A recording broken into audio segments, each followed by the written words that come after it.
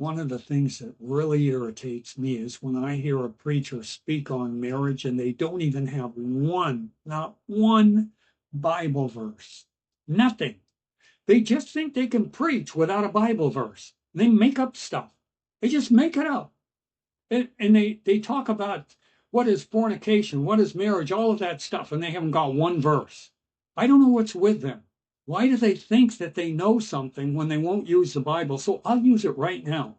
Let's look at Exodus 22:16. In Exodus 22:16, it says, "And if a man entice a maid, that is a virgin, that is not betrothed," that means not engaged, no money given as a dowry or anything else to the father, no wedding plans, "and he lie with her, he shall endow her," that means pay a dowry to the father, a sum of money, a piece of land, or livestock, whatever it is that the bride's price is in that area where they're living. "He shall pay that and take her to be his wife."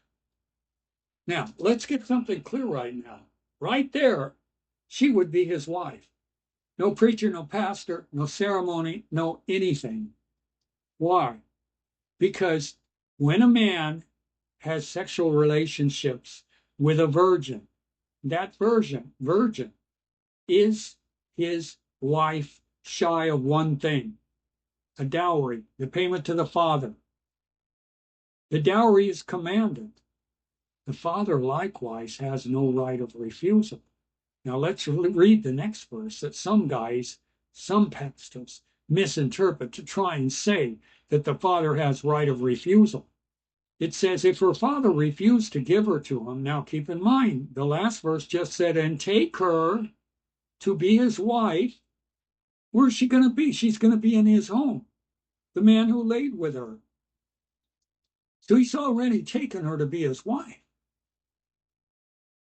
If her father refused to give her to him, he shall pay money.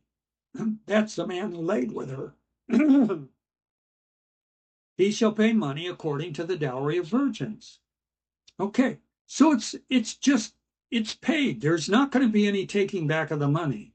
Now we know in the Bible that when an ox or another animal falls into a pit that a man has dug, he has to pay the owner for the dead animal, and the animal becomes his. Okay, that's in Exodus 21. So if there are damages, and believe me, if a woman's no longer a virgin, if you don't understand and comprehend this, you got a real problem. There is a difference between a woman who has given herself to a man and a woman who hasn't. If you don't understand that, you're living in another world. Your mind doesn't comprehend certain things about life and value.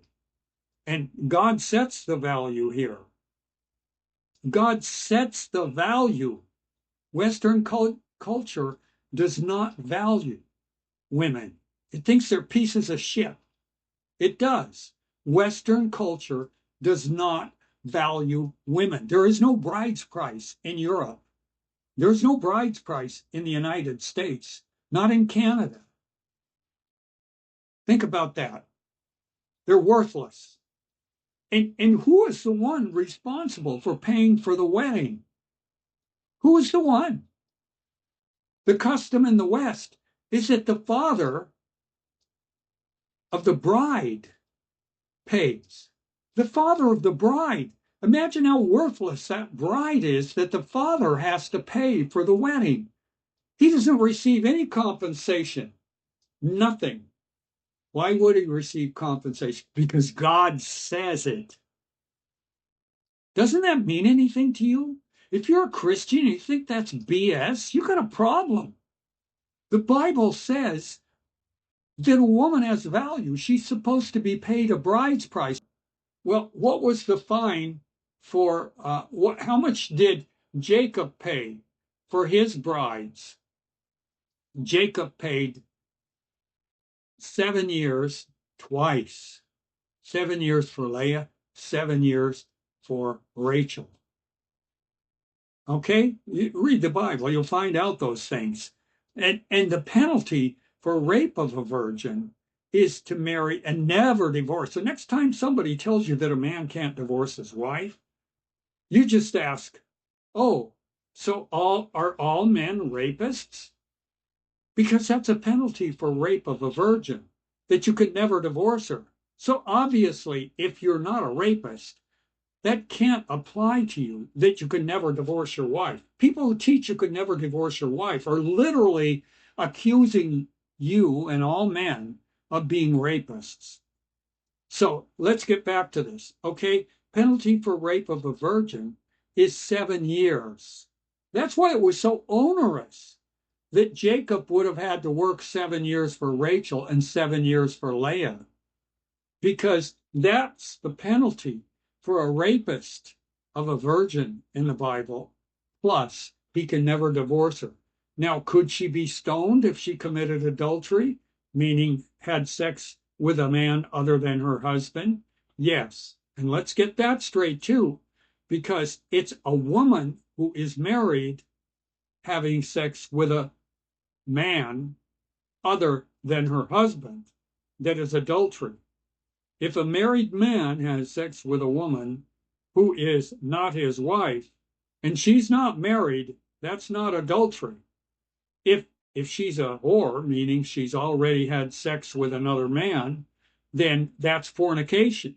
If the community wants to put a penalty in force, such as 39 stripes, anything short of death, of course, they can do that if somebody fornicates to keep their community upright. And there's no penalty of requiring him, or actually it's a blessing of requiring him to marry her if she's not a virgin. Because as we looked, Exodus 22:16 requires that the woman be a virgin for that bride's price and that marriage to be commanded. But there are no exemptions. Even if the man is married, he still must take her as his bride. Okay, so let's go back to this. We were discussing the bride's price. It's a significant amount. It was on average a year's labor at that time of that this law was written, that a man must surely endow her to be his wife. That's a significant amount of money. Now, do you think that there'd be a lot less premarital sex if a man was required to pay a year's income because he wanted to have sex with a woman that was a virgin? Do you suppose men would be very cognizant of whether a woman was a virgin or not? He'd make sure he knew who was and who wasn't, because he knew if she was and he were found lying with her, he would have to pay that bride's price and make her his wife. And that's no small thing. All right? So let's keep in mind what the Bible says. What the Bible says for the protection of women and for the protection of an orderly society, that we will have husbands and wives and children with fathers in the household. Now, this brings up another topic, which is that all throughout the Bible, it's the father who has the custody rights. The father has the right to take the family where he wishes, and he has the rights over the children. When that was forfeited in the late 1800s in the United States, so that men no longer had the right to fatherhood of their children, that's when divorce rates went up. That's when the nation started to have significant problems. And by the 1920s, it was out of control. God bless you. I love you. Keep you in my prayers.